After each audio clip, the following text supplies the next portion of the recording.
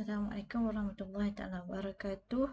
Okey, sekarang saya akan menunjukkan bagaimana untuk buat compilation ataupun kita nak linkkan file-file dalam PowerPoint atau bahan multimedia yang kita dah buat dalam PowerPoint, dalam aplikasi PowerPoint, dan supaya tiada broken links berlaku bila kita hantar aplikasi PowerPoint ni kepada orang lain ataupun kepada pensyarah kita.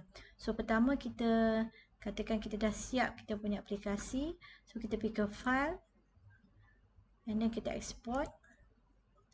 Kita pergi ke package for CD, package for CD.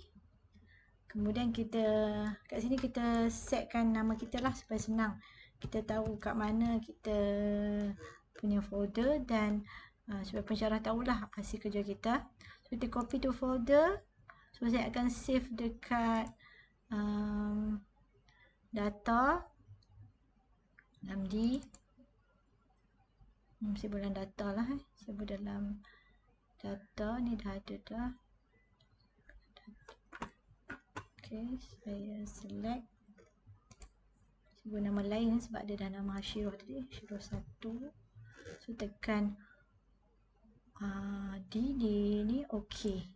So dia akan tengok kat sini dan dia maklumkan tentang semua file dilinkkan sudah sudah dipackagekan. So do you want to include? Yes. Dan kita dapat siapkan kita punya PowerPoint punya package.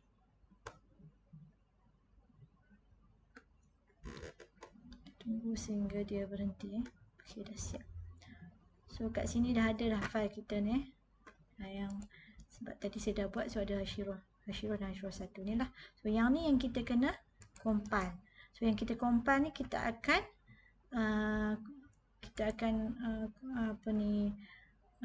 zipkan dan kita hantar file ni kepada pensyarah atau rakan yang kita ataupun komputer lain yang kita nak transfer ataupun kita nak buat sebagai backup. Okey, itu saja. Terima kasih.